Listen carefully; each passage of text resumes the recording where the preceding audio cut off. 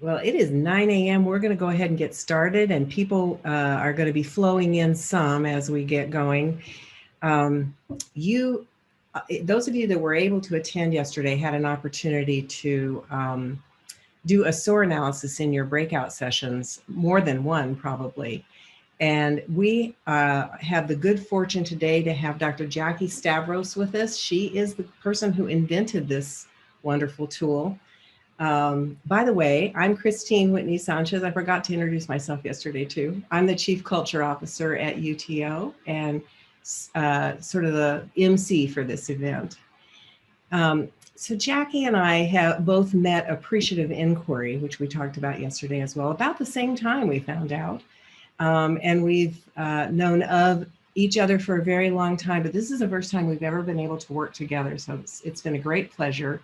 We share a lot of values and interests, but the thing that really stood out for me when we were talking, Jackie, is that you are all about positioning yourself so that you can help the people that wouldn't normally have an opportunity to get a really good education and to soar in their lives.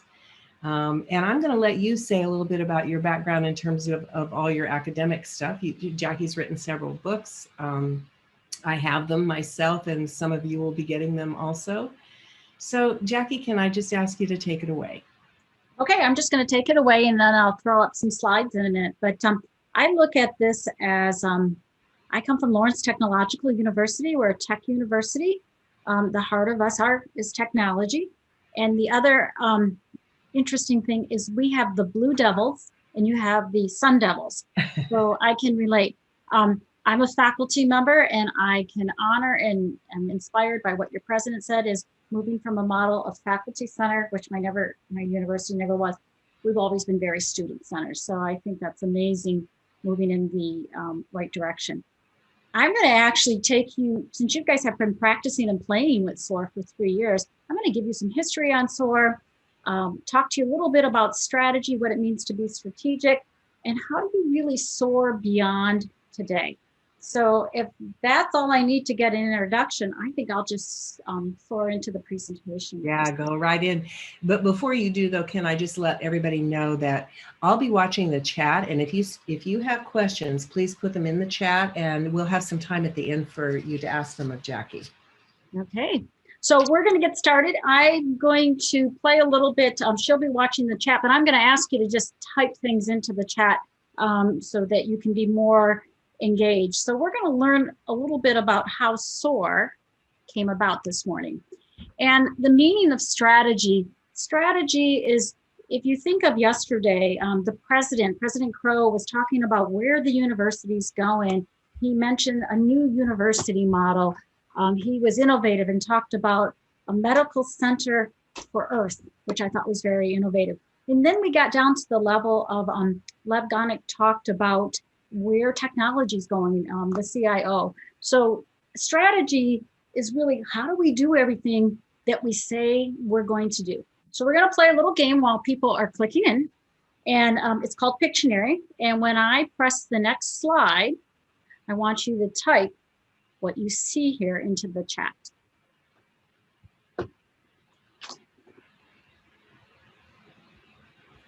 Mick Jagger.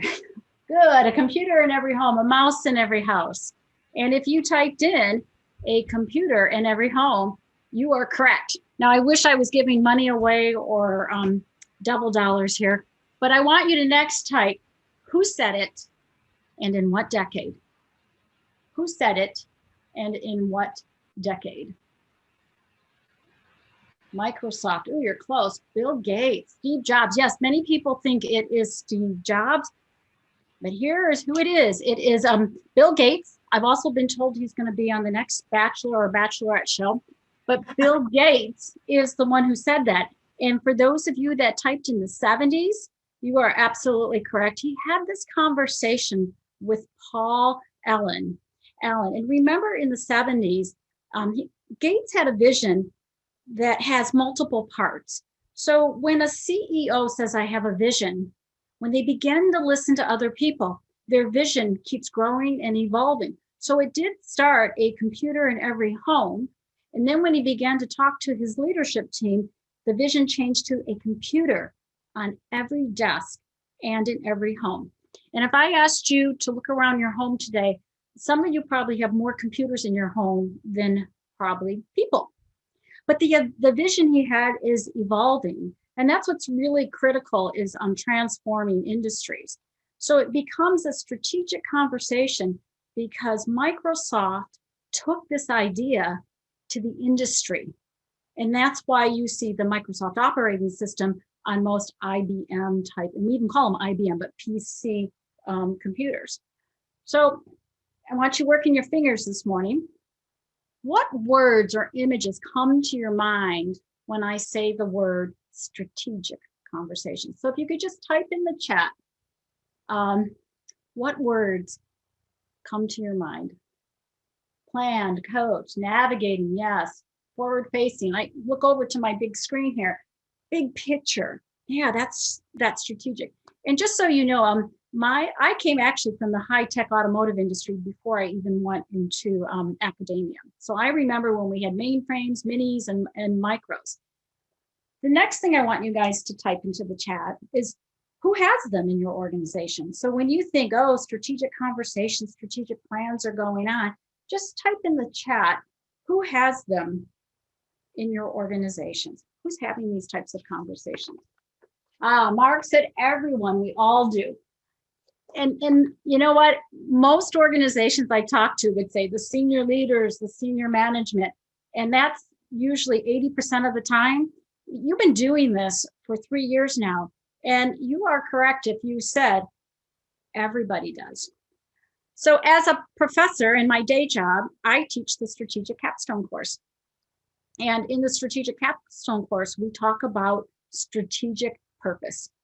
One of my favorite books, if you don't have a business background and you don't want to get your MBA, is this book. If you want to learn about strategy, this is called The Strategist, Be the Leader Your Business Needs. And Cynthia Montgomery is from Harvard, and she talks about in this book, does your organization matter? When I think of that question, does your organization matter?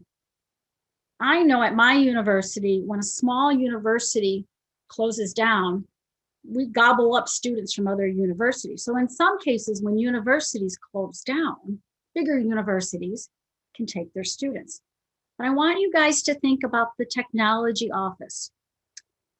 Does the technology office, does the technology center matter?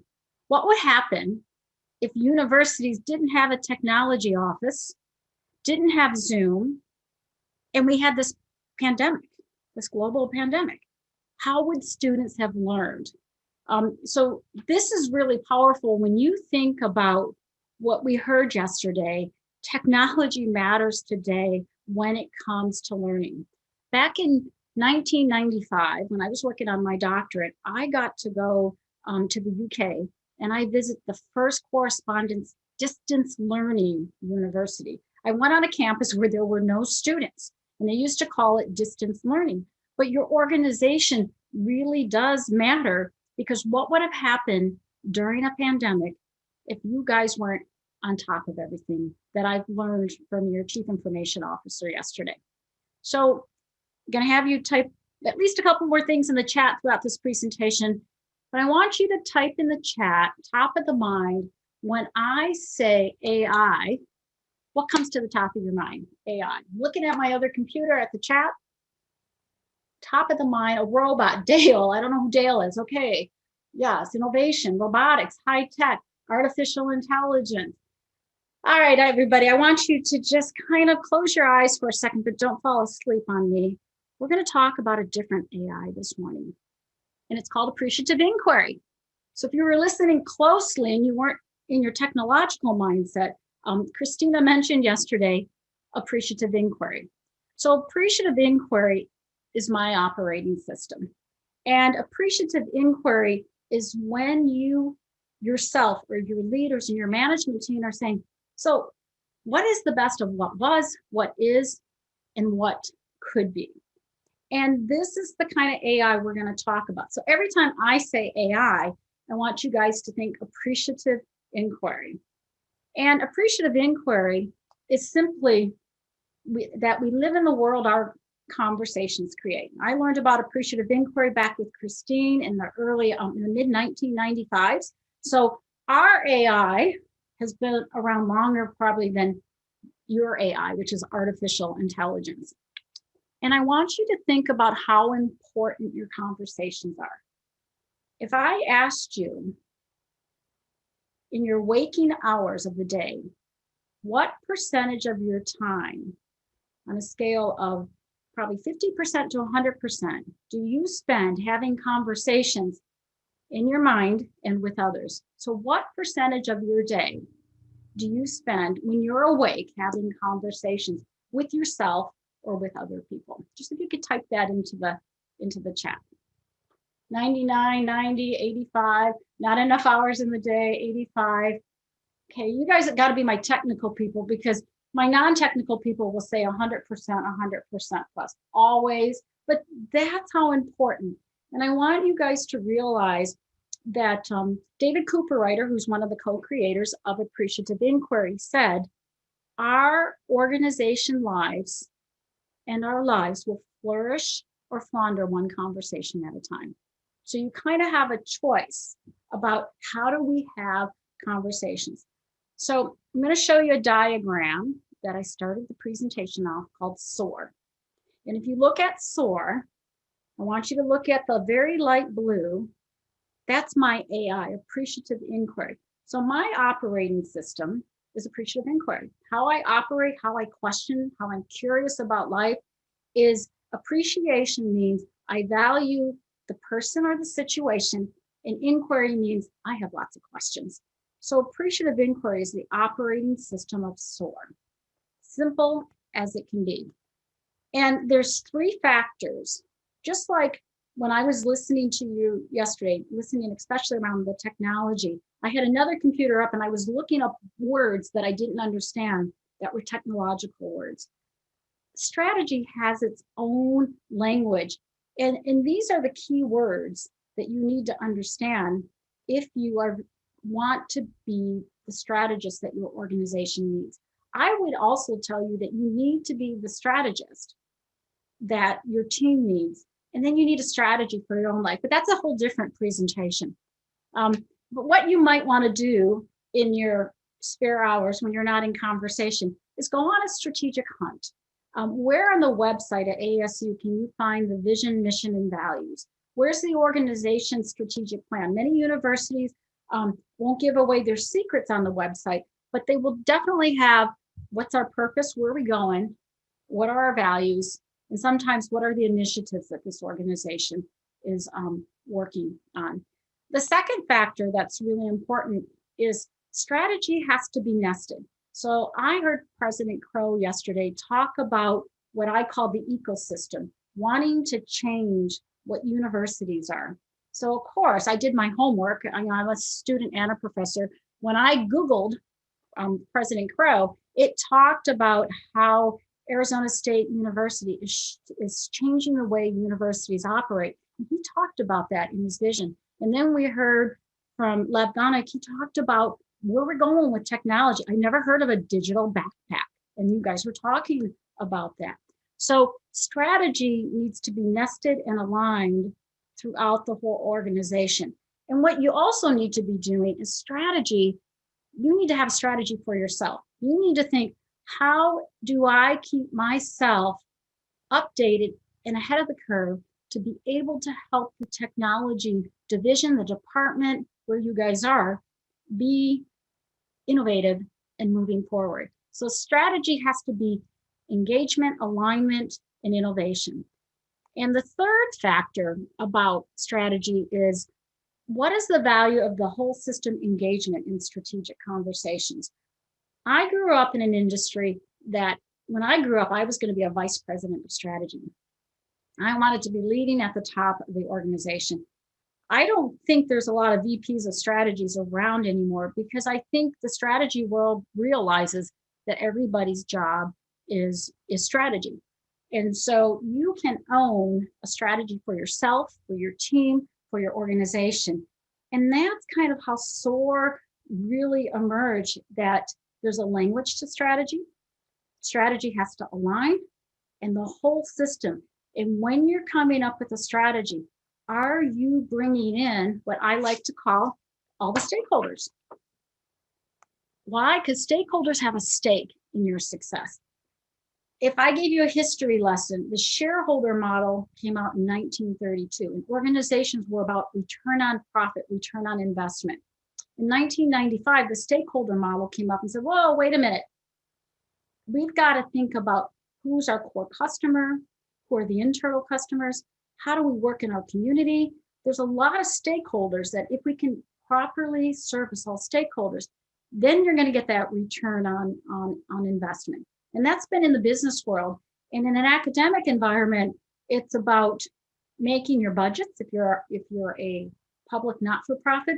But what do you do when money comes in, and where do you invest it to move the people in the universities forward? So stakeholder engagement is very important.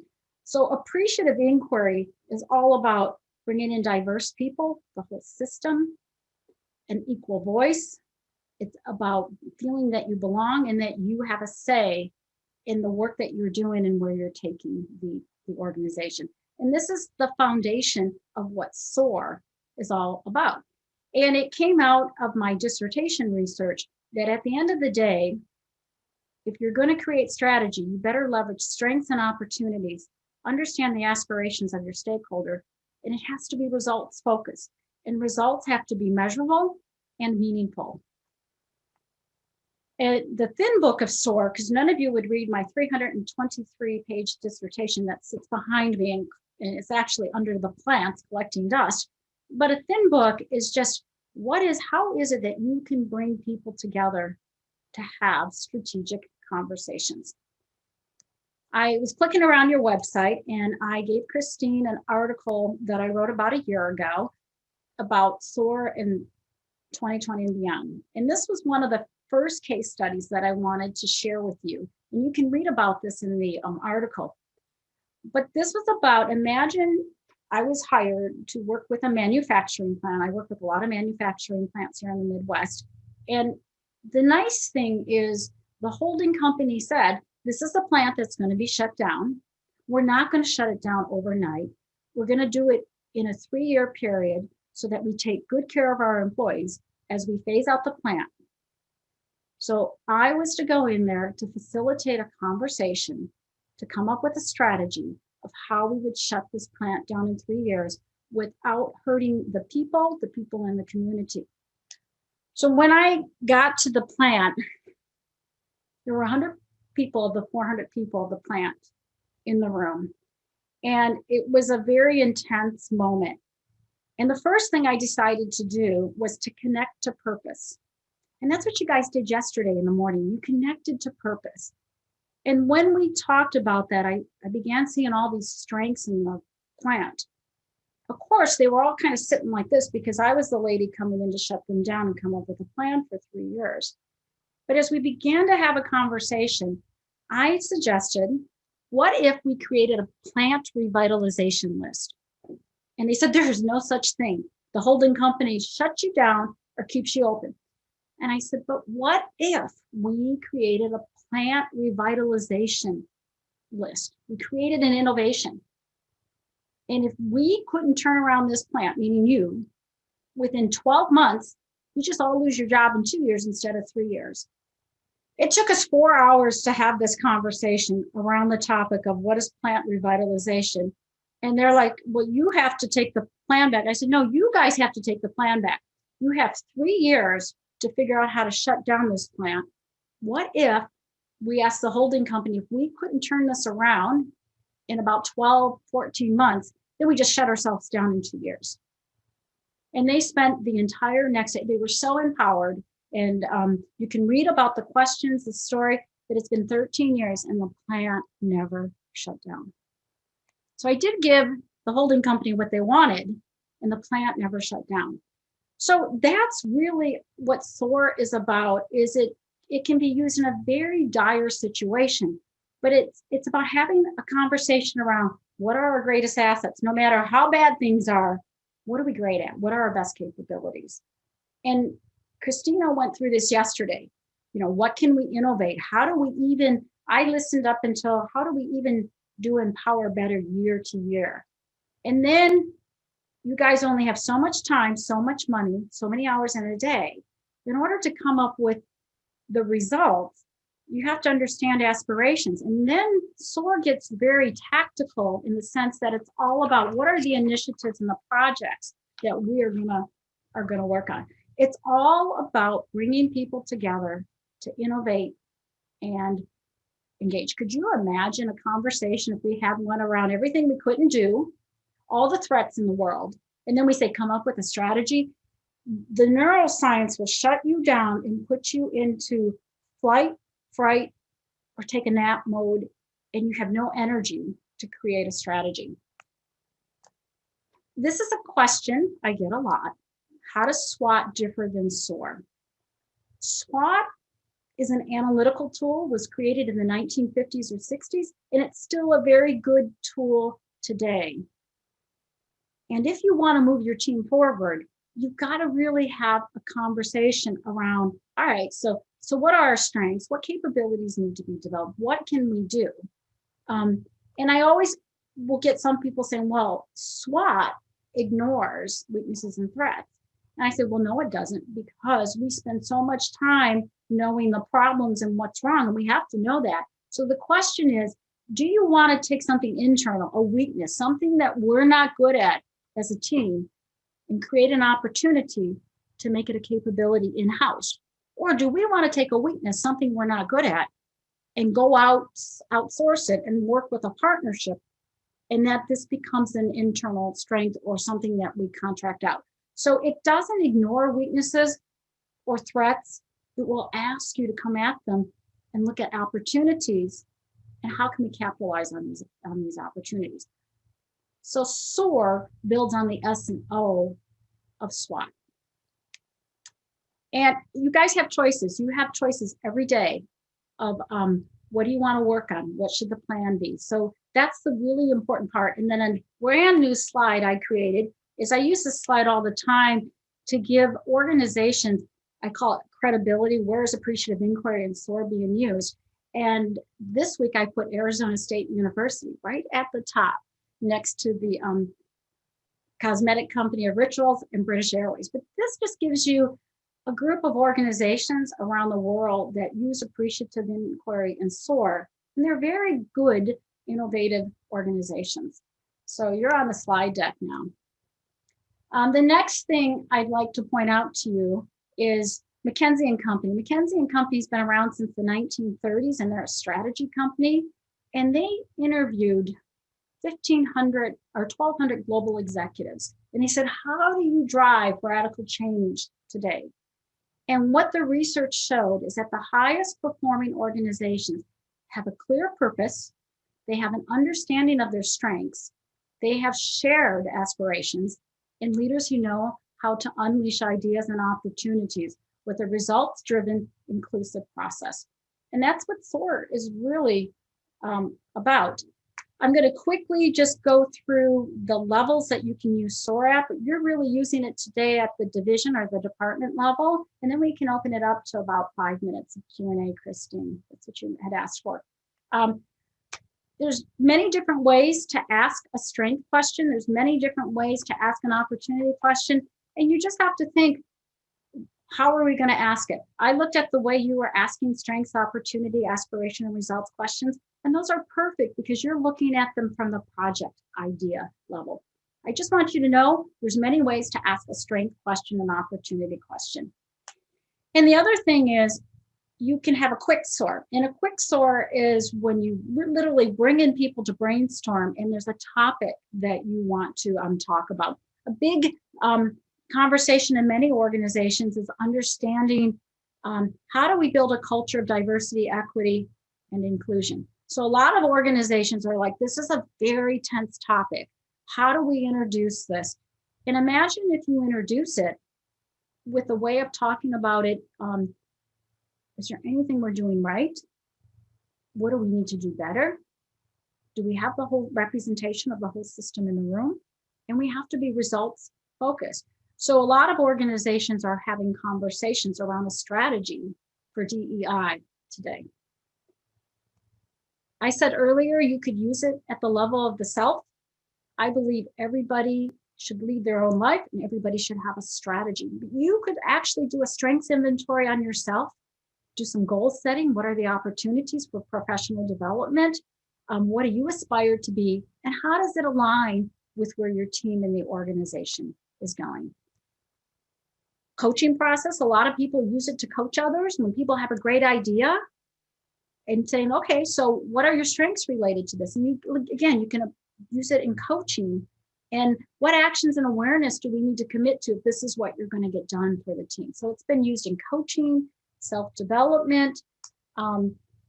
Last month, I worked with a medical library, and they have a vision saying medical libraries are not just for medical students.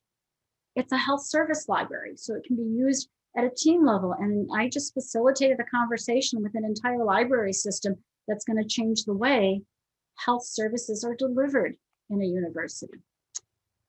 I think that's about it. I'm going to kind of jump to the end, but you can have a strength conversation. I work a lot in automotive plants, and people walk in and there's red signs and what they're doing wrong, but you could literally go through a plant and say, well, what are we doing right in this plant? And what skills need to be enhanced? And what other skills do we need? And how do we know we're succeeding? So there's many different levels. And I will end this presentation on a conversation I had with the US Army this morning with their ground vehicle system.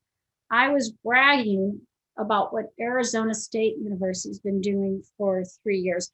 And just like you're a group of 1,300 technical people, the organization I'm working with in the Army, they're 1,800 technical people, and they've been trying for 3 years, and they're doing a really great job, is learning how to collaborate. And these are the basic principles for building capacity, is it should be group, department, organization-wide. You guys are picking your topics. You have co-champions. You have representation of the system. And at the end of the day, culture and communication ground everything. So I'm going to take my slides down, Christine and everyone. And that was a quick SOAR, going through SOAR this morning. Wonderful. I promise you all that I did not say to Jackie, say something about culture and communications, but it's really true that culture and communications is the way that we naturally interact with one another if we are being conscious and intentional. So we do have some questions, Jackie. We've got a really good one. Do you have any case studies of grassroots bottom-up transformation? So as opposed to AI being kind of pushed from the top down, do you have anything you can share with us on that? Yeah, and Christine, I will send you two, when you say case, I have two really good book chapters within very large organizations such as ASU, where it was just, one was started in a very large consumer products organization where they had 15 people in finance and operations supporting a $2 billion division, and they were the worst team of the division. And how the new director came in and had to turn over a division. And she made a decision to use SOAR. And so I have a case study I can send you there. Great. And I've got a couple that I can send you and you can share with you people. Sure. Okay, that's awesome. We're doing great on time, so I'm going to just keep some of these questions rolling. When do you know it's a good time to do SOAR? Like what helps you decide this is it? It's a good moment for this. So SOAR is my operating system. Sometimes I have to hit the default button on me. That's how I approach everything. You know, people are going to come in and tell you what's wrong and complain and what the students don't like and what they can't do. And usually what I do is I pause, I take a deep breath, and I said, there's got to be something we're doing right. Let's focus on that. If you start from a place of strength, the neuroscience will begin to realize, well, wait a minute. They didn't say we were 100% wrong. Well, maybe we did, but there's something going on right. And so you can start from a place of strength. I will tell you, you can use it. You don't need anybody's permission to use SOAR. Sometimes you don't start at strength. Sometimes people will want to talk about aspirations, and then you'll say, well, do we have any strengths? Any ideas, opportunity. Sometimes people will tell you the results, and you'll start from the bad results, and then you'll say, well, is there anything that we're doing right? So again, SOAR is simply, it's a flexible framework for you guys to have strategic conversations around an issue, a problem, or a challenge. So, I really so love that you've made SOAR open source, that anybody can use it, and that you're so agreeable to people using it in the way that makes the most sense to them. We have a couple of really good questions. I'm going to read this whole question because it's got some nice background. I feel like DEI and accessibility conversations that have metrics orientation are sometimes problematic, like getting people in the space first before ensuring the space is safe and equitable. Could you provide some examples of ways results around DEI could not be focused on hitting diversity accessibility metrics? Okay, if I think I'm understanding getting people in the space first, and sometimes it's having a conversation around DEI. Remember, I showed you 3 factors in the beginning. It's the language of strategy, the nesting, and the stakeholders. Is diversity represented in the people coming to the meeting? Okay, and are you going to set up a conversation? If I'm the leader, I'm really just facilitating, or maybe I let someone else facilitate, and I purposefully speak last. Mm-hmm. So that brings in the equity and the inclusion and the belonging. The other important thing is when you are doing these SOAR sessions and that you give the data, the narrative data, back to everybody who attended the meeting, so that not only can I use it because I'm in charge of DEI or something, but the rest of you have the data that we put together in that meeting. Thank you. Yeah, I think another angle on this question might be, what do we do to create that space of belonging before we bring people in and try to do this work? So to create a space of belonging, it should be an open invitation. And I know sometimes, and I worked with an organization where the CEO wanted to put a core team together, and he had 20 people in his mind, and 60 people asked to be on the team. I said, well, then let's invite all 60 in. But sometimes people have a fixed mindset. And I'm like, he's like, will you charge me more? And I said, no, you just got to feed 60 people instead of 20 people, and we will have a bigger core team. Indeed. After we're finished here, Jackie, we're going to be going into open space, which I know you also know. And one of the things that open space is all about is making sure that the invitation is spread as widely as possible, and then whoever comes are the right people. Yeah. So question from Lev, how might we use SOAR to advance conversations on rethinking and redesigning the workplace of the future and the reset for reestablishing presence-based community after the past 18 months? So I think that would be a great conversation. So if you're trying to think about the workplace of the future, you could almost start with aspirations and then say, what have we done well during this pandemic? And what do we think the workplace of the future opportunities? So you can almost do A, S, O, and then go to R. Okay. I don't know how to say that. I say SOAR, but what I realized that was 20 years ago is you could actually start with, what do you guys imagine the workplace? Right. And it's almost not what it looks like, it's what it feels like. Because if I trust you guys, you should be able to work anywhere, connect anytime, and at times come physically into the place. But yes, you could start with results, Samantha, RAOS as well. Thank you. And has SOAR been used around individual staff evals as well as 360 evals? Interesting enough, we just had a doctorate student complete his dissertation, students working in teams under 360 evaluations using SOAR.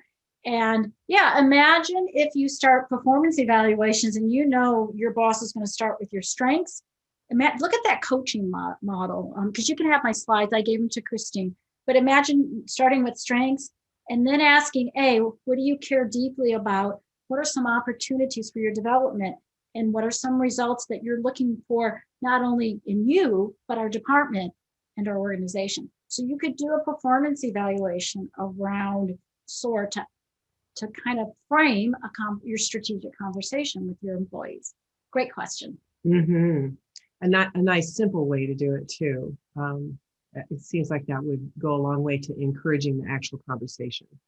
Yeah, and I like to call SOAR framework. A lot of people like to call it a model. The reason I call it a framework is it has lots of fluid flexibility. You just frame a conversation. Yeah. When you call something a model, and I work with academics and I came from an academic background, everybody's like, well, what's our hypothesis? What are we testing? And it's not a model, it's simply a framing of conversations, of strategic conversations. Thank you. So we have time for one more question if anybody wants to ask it, and then we'll need to move into our next piece. Anybody got one last question for Jackie? If not, I do. I have a question. Before I type, I can probably speak. Of course. So strengths can be identified and opportunities can be found, like results can be measured, but how do we get better at aspirations? How do we aspire?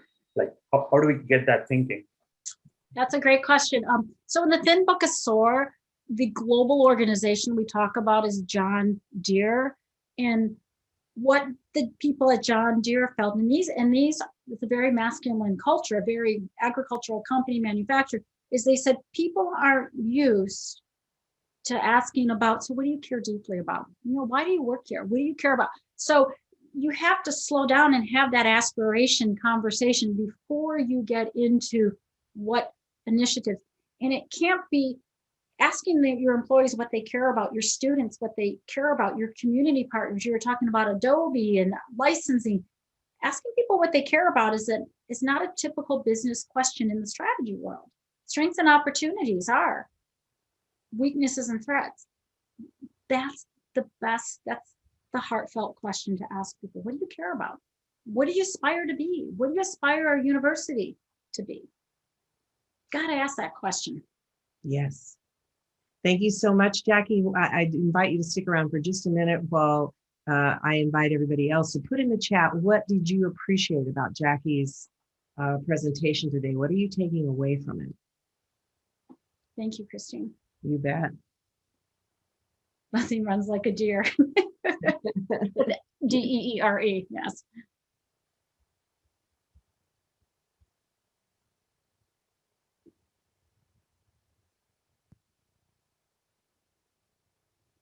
And you see them coming fast. We'll take a copy of these and send them to you, Jackie. That would be great. That'll make my lovely. It's a nice, practical, tangible way for us to do our work together. I can't thank you enough. Have a good rest of your day, Jackie. Wonderful to meet all of you guys. Take care. Keep soaring. Take care.